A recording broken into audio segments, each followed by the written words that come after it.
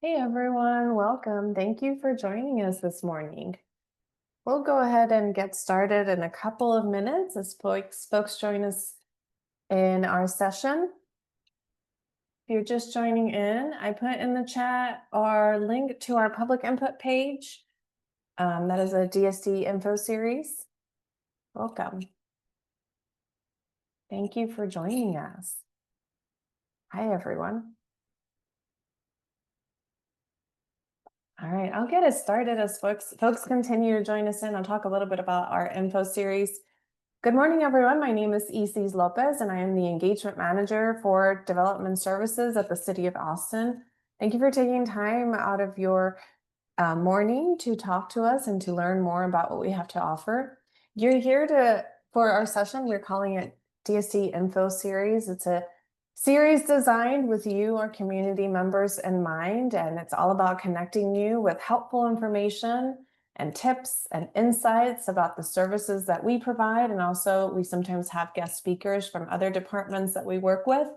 I put in the chat again the public input, and that is publicinput.com/DSD info series. In there, you will find upcoming sessions as they become available. We'll have one in October coming up. We have one every month. And we also provide recordings of the previous sessions. In the past, we've covered topics like building under home, spring cleaning, and home maintenance tips. We've had folks from code compliance. We've had the basics of landscape design. We also have a lot of data online. And so we had folks talk about navigating Austin's development data. We've had subject matter experts from our development process team that help homeowners and small business owners. And then we also have a group called Neighborhood Assistance Center that helps our neighborhoods navigate the development data and the development process. And their latest one talked about air conditioning requirements. We talked about property maintenance requirements and what to expect with inspections. So each session is about helping homeowners and you, the community members, feel more informed and empowered. And we bring our subject matter experts to you and the folks who know how to work on these services every day. And they share their knowledge and answers questions on what you need to know. And so our goal is to make sure that the information is helpful for you. Today's topic, as y'all are joining us in, is Permit Like a Pro. It's a DIY session on homeowner eligibility to homestead permits. And we have three subject matter experts from our development services team. We have Maria Jaramillo. She's a development services manager with our department. We have Joshua Davis, a consumer services supervisor. And we have our building inspections division manager, Scott Cochran, to talk to you today. Next slide, please. Before we officially begin, I want to talk about what to expect in today's session. So we're going to start the presentation from our subject matter experts. Again, we're going to be talking about permitting like a pro, things that you need to know. And then we will have opportunity for you to ask questions from our subject matter experts at the end of the session. You can, if you think of any questions throughout the presentation, you can use the Q&A function at the bottom of your Zoom and type in questions as they come, and we'll get to them at the end of the session. If you don't see that, feel free to chat me and we will troubleshoot that for you. And then again, use the Q&A function. It helps us keep track of which questions we have answered and which questions are still pending. And then you can also raise your hand using the raise hand feature in Zoom, and we'll be able to ask the question verbally as well. And I'll note that while we hope to get to most of the questions, we might not have the answers to all the questions. So we'll get to as many as possible. And the ones that we won't, we will be following up and we'll be researching those questions to answer them to the best of our ability. The other thing that I will note is that we are recording this session. So for folks who registered and maybe couldn't make it, we will send a copy of the recording to everybody who registered. And again, they will be captured in our public input page. Again, that's publicinput.com/DSC info series. And you can take a look at that and take a look at all the sessions that we have had in the past and listen to them and learn all about what our subject matter experts have had to say. And there is also an opportunity to take a look at the future one. All right, and with that in mind, We will go ahead and if you can go to the next slide. We are going to be talking to you a little bit about Development Services Department. We'll overview building and trade contractor services. We'll talk a little bit about our homestead trade permits, and then we'll turn it over to Scott, who will talk about residential building inspections and some code resources. And then, like I mentioned, we'll have a question and answers at the end. Next slide. Okay, so with that, I'll turn it over to Maria. Maria? Thank you. Awesome. Okay, here at Development Services Department, we're building a better and safer Austin together. We're committed to the safety of Austin's people, building, and environment through compliance with local, state, national, international codes and regulations, and through review, permitting, inspection, and code compliance. Next slide, please.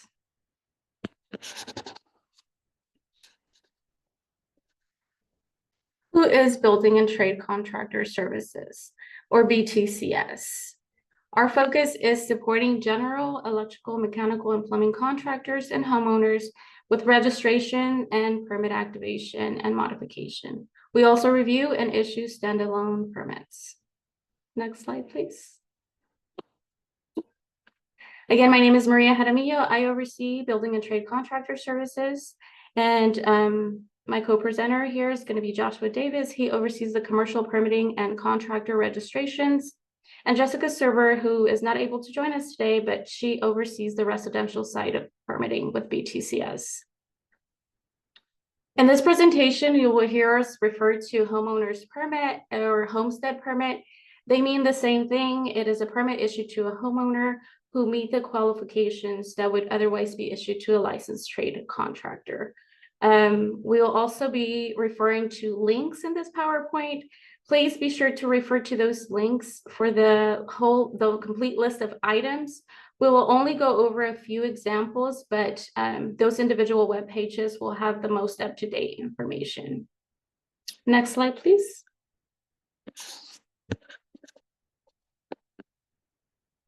Does the work require a permit? Before looking into homestead permitting, it is beneficial to know if the work is exempt from obtaining a permit. This link will include a full list of work that does not require a permit. Some of those examples that do not require a permit include painting, tiling, carpeting, cabinetry, countertops, or similar work. Also a playground equipment or a detached shed, deck, pergola, that is under 200 square feet. The keyword here are detached and under 200 square feet. If it's not on this list, please, you can be sure to assume that it's probably going to require a permit. Next slide, please. Determine what type of project you have at hand. Consider the scope of work and determine if it is a building permit or a building permit along with child trade permits or just a standalone trade permit. The application process and development services divisions responsible for assisting, helping you, intaking, reviewing are going to differ significantly. I'm going to go over a couple of examples just to give you an idea of what that may look like. Assume you're adding a pergola or a deck that is over 200 square feet and that is attached to your dwelling. It will require a plan review, and your first point of contact is not going to be Building and Trade Contractor Services, or BTCS, which is my team. It will require you to go through residential review intake. A homeowner can still play the role of a general contractor, but it will not be considered a homestead permit. The second example, let's say you're doing the same thing, you're adding a pergola or a deck that is over 200 square feet and that is attached to your home. However, you want to add a fan or some fancy wired lights. That will still require a plan review because of the size of the deck or the pergola. And because it is attached to the dwelling, and again, Building and Trade Contractor Services won't be the first point of contact. It will go through review for plan review and creation of those permits. And Building and Trade Contractor Services will register the contractors once the permit is ready for activation. But the whole process in itself is not something that we're going to oversee from beginning to end. The third example is a standalone permit. If you have experience and you want to obtain a homeowner's permit, you meet the qualifications. For example, if you're replacing a circuit or a plug or adding one of those, or replacing your water heater or repairing a drain line, that is something that you can do as a homeowner if you meet the qualifications. And it is something that building and trade contractor services will help you from beginning to end. We want to make sure that you analyze what type of project you have, so you don't have to spend extra time making modifications to your permits or revising your plan review or permits and spending more time and money and that would take longer for review. Again, building and trade contractor services is responsible for registering contractors and reviewing and issuing standalone permits that do not include plan review. Next slide, please. General contractor versus homestead trade permit. There are key differences in being a general contractor as a homeowner versus doing the work and getting a homestead trade permit as a homeowner. For a trade permit, again, you must meet the outlined homeowner qualifications, and Joshua will go over those in just a bit. As opposed to a building permit, anyone can play the role of a general contractor or oversee the project, assuming the responsibility for calling the inspections. This can be the property owner, a hired general contractor, or another trusted party, maybe your neighbor even. Next slide, please. Another great tool that a homeowner can use during the preliminary research before applying and obtaining a homestead permit is to check the status and history of the property by performing a public search. If you go to abc.austintexas.gov and you look up your permit history, this is also an excellent tool for tracking the permit's journey from the application status to final inspection. I will now pass it on to Joshua Davis, who will cover the qualifications of a homestead permit and provide additional details. Thank you. Thank you very much, Maria. That was useful information. To continue our discussion about homeowners permits, we will next talk about the qualifications and restrictions of homestead permitting, which can be found on our homestead page. Certain projects must be performed by a licensed contractor. The following are some of the restrictions placed on homestead permits. For instance, we cannot issue a homestead permit to a mobile home which resides in a mobile home park. We cannot issue them to a commercial building. These types of permits are for residences on private property only. These types of permits cannot be transferred from a homeowner to a licensed contractor. The homeowner can remove themselves if they're unable to complete the work and allow a licensed contractor to repurchase the permit under their license. For electrical homestead permits, restrictions state that work cannot include the main electrical service. This includes a disconnect or reconnect of your power services, your electrical services. For mechanical work, you cannot reclaim or recharge refrigerants from a ducted heating or air conditioning system. And for plumbing, you'll not be able to work on liquefied petroleum systems such as propane, and you cannot work on an auxiliary water system such as well water or rainwater.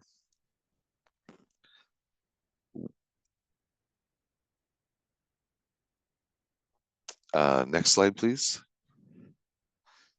There are multiple qualifications which you must meet in order to perform as a homestead trade contractor. As Maria discussed earlier, there's a difference between the trade contractor portion and the general contractor portion. To become a homestead trade contractor, some of the qualifications you must meet are first, that you're a property owner. Second, that you have registered your property as your homestead with the appropriate tax authority. Third, that this is your primary residence. And fourth, that you are performing the work yourself. You can find a lot of our eligibility requirements here on our homeowner's permit page. Next slide, please. Now, these are not all of the qualifications, just the main ones that are easiest to check. As you can see there, we have an example from the Travis County Appraisal District that shows the owner's name, the address of the property, and that they have an exemption. They've filed this as their homestead. Just an example for you to understand how to do that yourself. Next slide. On our homeowners page, you will find the homestead permit qualification wizard. This is a yes or no step-by-step questionnaire that can help determine if the project you are working on qualifies for homestead trade permitting. It will have some of the questions I asked earlier, as well as a few others. Next slide, please. Registration. A permit must list a responsible party on it, a contractor, in order to be activated for inspections. To be listed on a permit, you must first register with us and be in our system. This also requires registration on our permitting website, abc.austintexas.gov. The rules are as follows. You must register with the City of Austin before you can activate a permit. Registration will be required for all trade permits, electrical, plumbing, HVAC, etc. Registration ensures that the contractor is authorized and accountable, that we've done our checks on the work they're performing and that they are the owner. Next slide. Permit holders will also have responsibilities. The contractor listed on there is the responsible contractor. So once a permit is issued, the responsible party listed on it must complete actions to have the permit closed. Permit holders are responsible for ensuring the work complies with code, completing any work that's on the job, ensuring that the job site is accessible for an inspector, and finally scheduling the inspections for any work you have completed. Next slide. There are a multitude of online resources that can assist homeowners and those inexperienced with the permitting process. Here is in front of you, you'll see listed that we have our registration page for contractor registration, applying for a standalone permit, a trade permit such as replacing a water heater, something that would not be related to a building permit such as building a deck, and then how to activate a homestead permit that is related to a building permit. Using Maria's example from earlier, if you're wanting to add lights to a deck. So this is how you would activate those permits that are related to the building permit as a homestead contractor. Next slide, please. We also offer virtual or in-person support through our website, the Building and Trade Contractor Services website. This website has links to chat services as well as appointments with all sorts of groups that can assist homeowners with projects. Live chat is available Monday through Friday from 7:45 a.m. to 4 p.m. I'm sorry, Monday through Thursday from 7:45 a.m. to 4 p.m. Virtual and in-person appointments are 8 a.m. to 4 p.m. Monday through Thursday as well.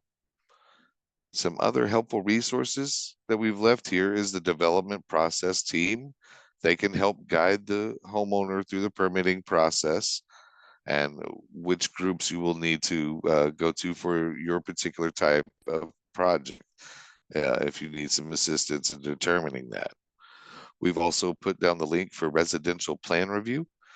This is for those larger projects that would require building plans that you'll need to turn in, and you can apply through that website. To speak a little bit more about the life of the permit, I would like to introduce the manager of the residential inspections group to talk to you a little bit about inspections, Mr. Scott Cochran.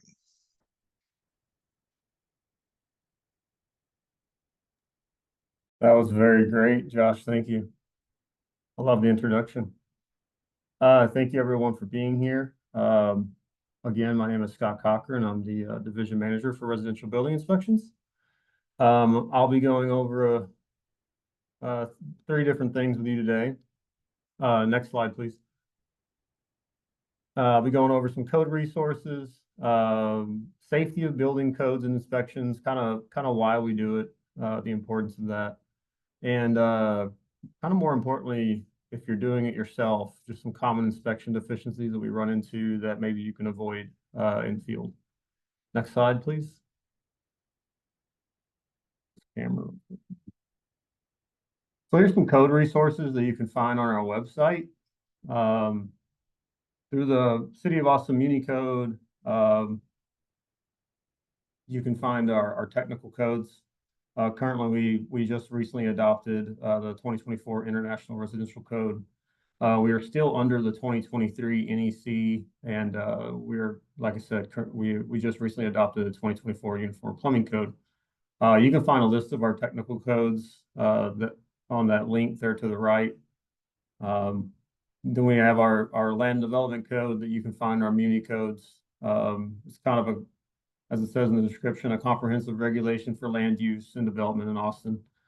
Our BCM, as we sometimes call it, building criteria manual, more of a rule guidebook that kind of supports our land development code. You can find a lot of that information at that website as well. The BCM is a really good resource to have, and you'll see kind of in a later slide. If you go to section 4.6.2, it actually kind of takes you step by step from layout, actually building pre-construction all the way up to final.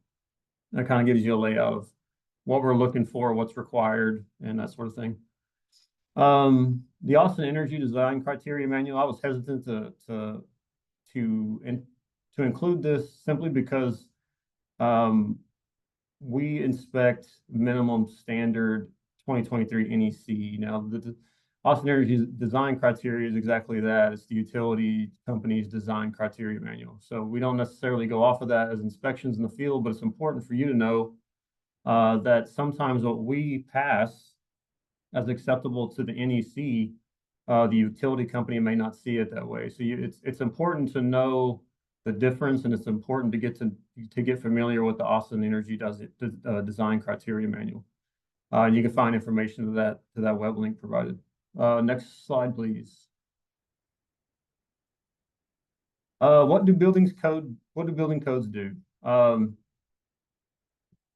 It establishes minimum code requirements for 1- and 2-family dwellings and townhomes. That essentially is the purpose of the IRC. It ensures structures meet basic safety and health standards. So minimum basic health and safety standards. Next slide, please. This is brought out of the section of 2024 IRC.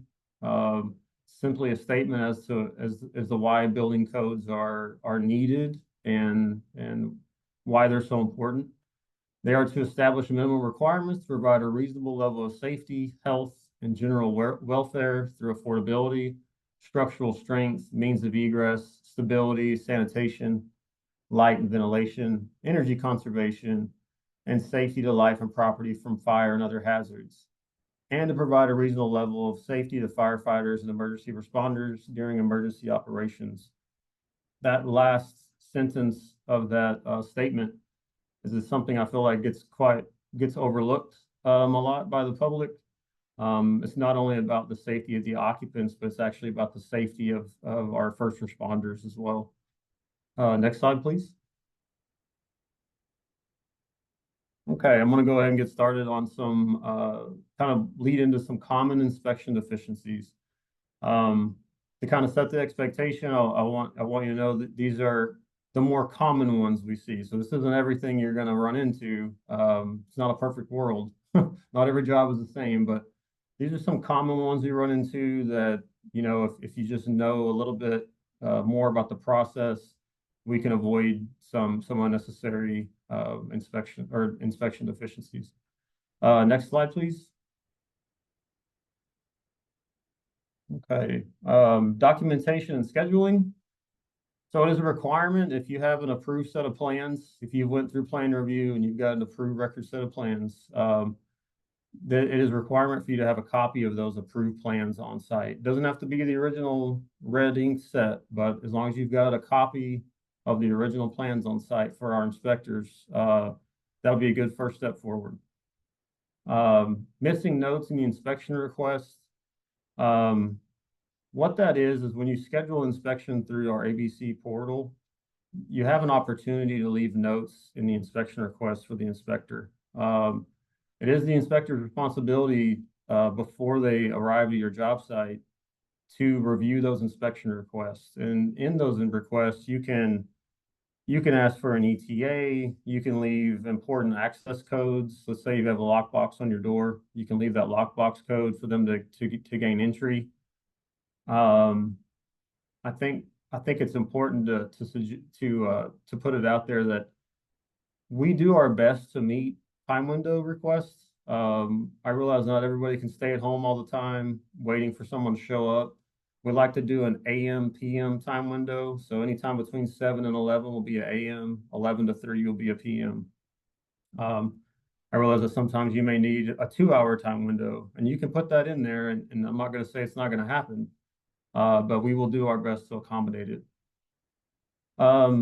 Inspections not scheduled in correct order or grouped properly. As I mentioned earlier in our building criteria manual, it's 4.6.2. It'll give you a list from building pre-con to layout, foundation, and it'll go all the way literally from, it's like a step of building a home from the foundation up, right? It'll kind of give you every step that's what's required and in order of what it's required in. I'll say, for example, if it's a new construction project, we require that the electrical rough inspection be done first, passed, and then it's required that you schedule your framing, your top out, and your mechanical rough as a grouped inspection. So just for example, if we see that it's a new construction project and that the inspections aren't grouped as they should, it'll just be an automatic failure. We will not make a trip out there to inspect 2 out of what's required out of 3 groups, if that makes sense. Third-party reports, not uploaded to permit attachments. We live in a digital age, right? I know it sounds kind of silly when I said have your approved plans on site, but it is difficult for our inspectors to look at their computer to research plans. As you can imagine, it's much easier to do in person. But for third-party reports, we do require them to be uploaded to the building permits. So if it's a foundation inspection, we're going off of a third-party engineer letter. So if you're going to schedule your foundation report or foundation inspection, make sure that third-party report is uploaded to the building permit prior. Termite inspections, another. New construction wallboard is another. That's another common deficiency that we find. Required surveys, form survey, impervious cover survey, not uploaded or consistent. What I can say was with the form survey, if you're doing an addition to the back of your house and it's running parallel or it's running adjacent to that exterior line and you're close to a building line, we're going to ask you to get a form survey. We just want to make sure that you're not in the setback or going to be getting close to encroaching into a public utility easement or that sort of thing. And it is required for new construction projects. Impervious cover survey, it is only required if given the zone that you're building in is encroaching within 5% of the maximum amount that's allowed. So it's just, for example, if your project is in an SF3 zone, the max impervious coverage allowed for that project is going to be 45%. If your proposed construction is going to land you like at 43% by final, then at final inspection, we're going to ask you to give us an impervious cover survey so we can ensure that you didn't exceed that 45% allowed.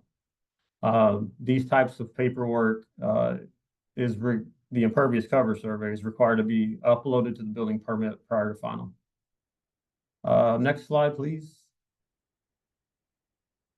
Site and structural issues. So approved plans don't match what's on site, may need a revision. There's a couple of types of revision, major, minor. I think what I'm really more getting at with this bullet point is, if you've got a patio that was covered and you decided you wanted to go ahead and close that and make that bedroom 4, that's going to require a revision. It's not something we can just handle in the field. Now, if you've got a toilet on one side of the bathroom and you wanted to move it to the other side, from one wall to the other, we can handle that in the field. We're not going to send you back to revision for something as minor as that. So it's very important to keep that contact with your inspector throughout the project. If you realize as you're moving along that you kind of have something else in mind, you want to go a different direction, please contact the inspector and let's talk about that first, rather than build it now and ask for forgiveness later. Because all it's going to do is it's just going to delay you further. Exterior windows and openings not sealed. Foundation grading doesn't fall away from the building at least 6 inches within the first 10 feet. That's just for drainage purposes. We have a lot of flat lots, a lot of flat areas, especially toward the center of town. More your infill areas. So that's always something that we're looking at. Overhead power lines too close to structures. 7'6" horizontal clearance is the requirement for that, or for a pool, it's a 10-foot horizontal clearance. We run into a lot of this as well in the infill areas, just because the lots are so small, they're so compact, and now you've got a lot of primary, secondary structures with accessory structures, so you've got a lot going on, and you tend to get the pool, for example, that they're trying to slide it in the back left corner of this lot. But guess what? There's a horizontal line above you. I realize that your plan sets say that you've been approved by AE and so on and so forth, but it's very important that to know that everything is field verified. So what looks good on paper may not necessarily be what's happening in the field. So we're always going to be looking up. And if we do notice a pool that's encroaching with that 10-foot horizontal clearance, all bets are off at that point. Everything's going to have to stop. So before you get us out there, it's good to make sure that those horizontal clearances are being met. And just to include on the structures, the minimum 7'6" clearance, that does include soffits. So if it's not where your foundation is. If you've got an extension coming off the top of the roof, that's gonna include the soffit clearance. Next slide, please. Smoke alarms and carbon monoxide detectors. With new construction nowadays, we don't run into a lot of deficiencies with this.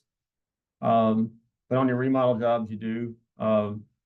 We don't ask for all remodels to be hardwired. It just really depends on how much ceiling space you're removing and so on and so forth. But in the event that you do have to have them hardwired, smoke alarm is going to be required inside of every bedroom. Needs to be at least 3 feet away from any air supply register.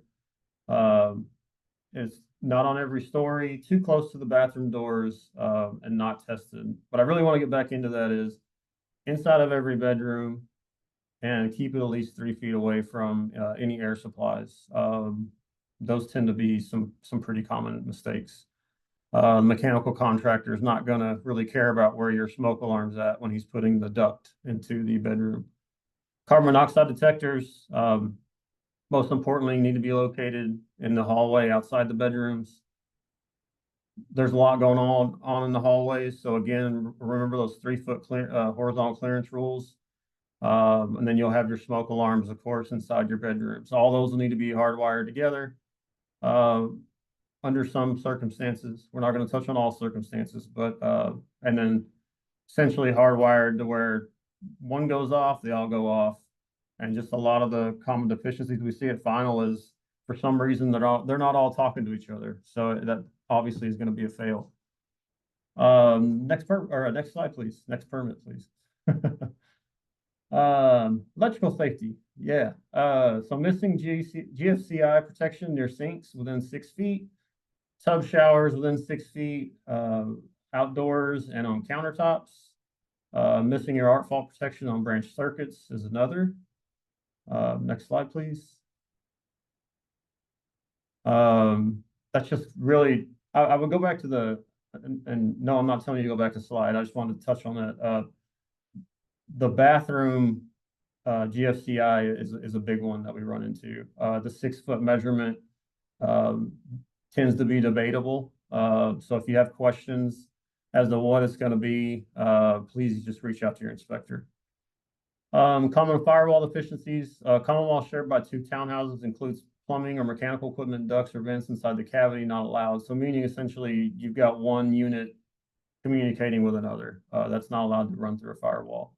Wall is not fire rated on both sides. Wall does not extend entirely from the exterior walls or roof sheathing as required. So essentially foundation to roof deck is a typical, for some reason or another, sometimes we see what tends to be separation at the subfloors. That needs to run literally from foundation to roof deck, continuous. These issues comprise fire separation between units. Next slide, please.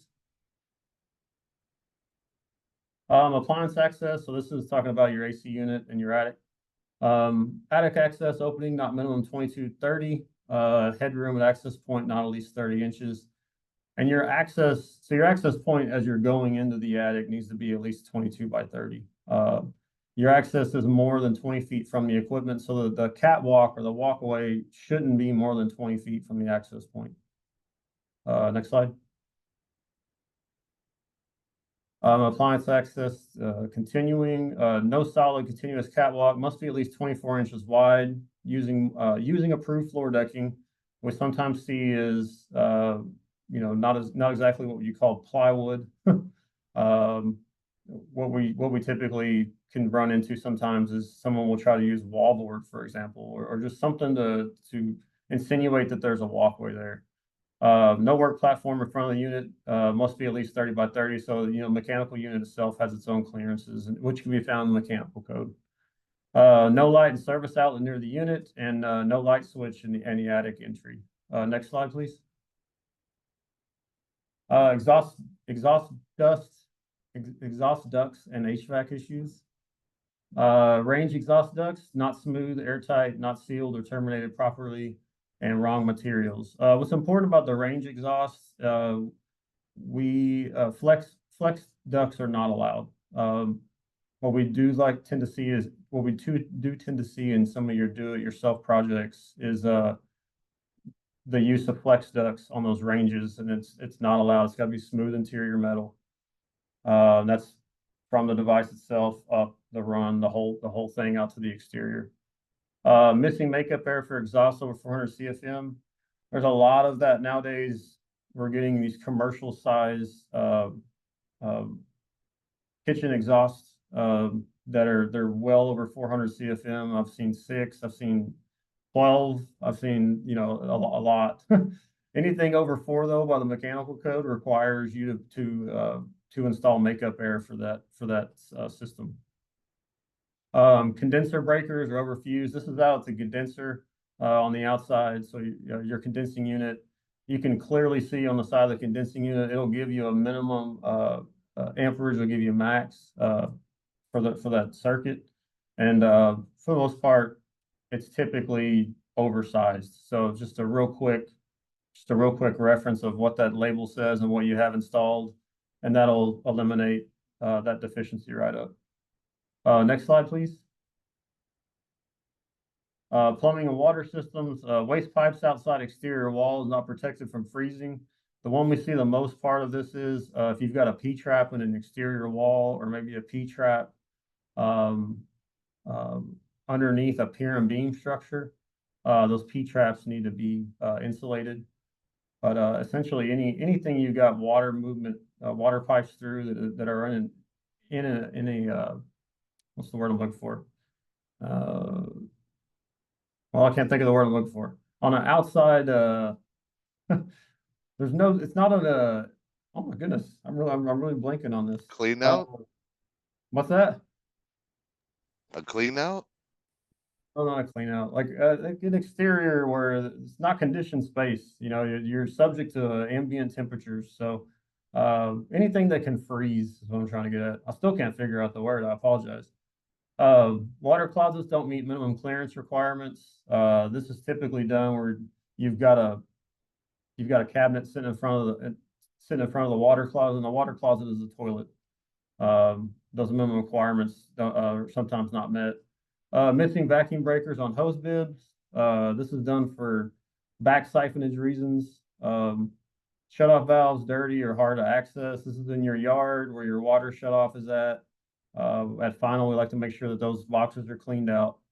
Water systems missing expansion tank or similar device for thermal expansion water control. Go ahead and go on the next slide, please. Oh, goodness. Okay, we're done. I'm going to go ahead and thank you for your patience, especially as I was stumbling and bumbling. And I'm going to pass it off over to ECs now. Thanks, Scott. And thanks to our staff members, Maria, Joshua, Scott, for talking to our community members today about how to permit like a pro and giving us information and tons of links on the homeowner eligibility to our homestead permits, and then also what to watch out for if you're doing things yourself to be able to pass those inspections. So Scott, thank you for going through there and talking to our folks about that. Now is the portion where we can ask questions to our staff members. So if you have any questions that you thought of, feel free to put them in our Q&A portion of Zoom. So that should appear in the bottom part of Zoom. That helps us keep track of which questions have been answered and which ones have not. Or if you would like to, you can also use the raise hand feature, and then we'll call on you and you can ask your questions verbally if it makes more sense to do so. I'll say that there was one question that was asked, and you'll be able to see it during the session.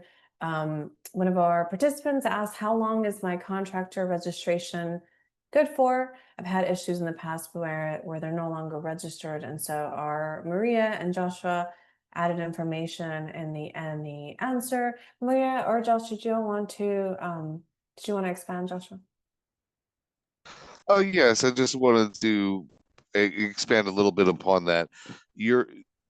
When we register a license, a state registered license, a plumbing, electrical, mechanical, you will have an expiration date that's given to you by the state.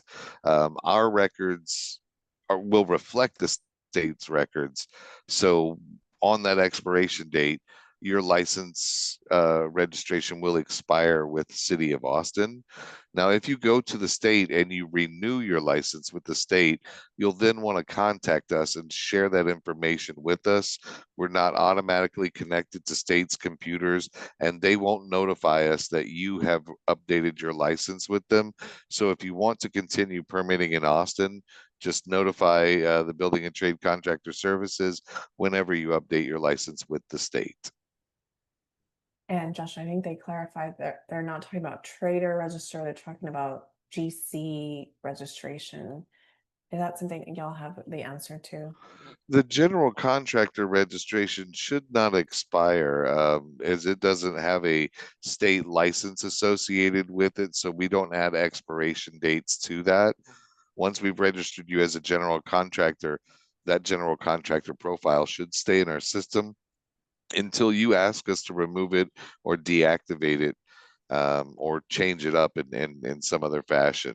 And you can, of course, request changes if your business moves to a new license, you get new contact information, or someone else is taking over the company from you. You can go to our website. We have a section for modifying your registration or making changes to it. And you can put in a request for us to make any of those changes. But the general contractor registration should last forever. Okay, thanks for that clarification, and thanks to our participants for asking questions. We had another one that came in that Scott went ahead and put the answer to.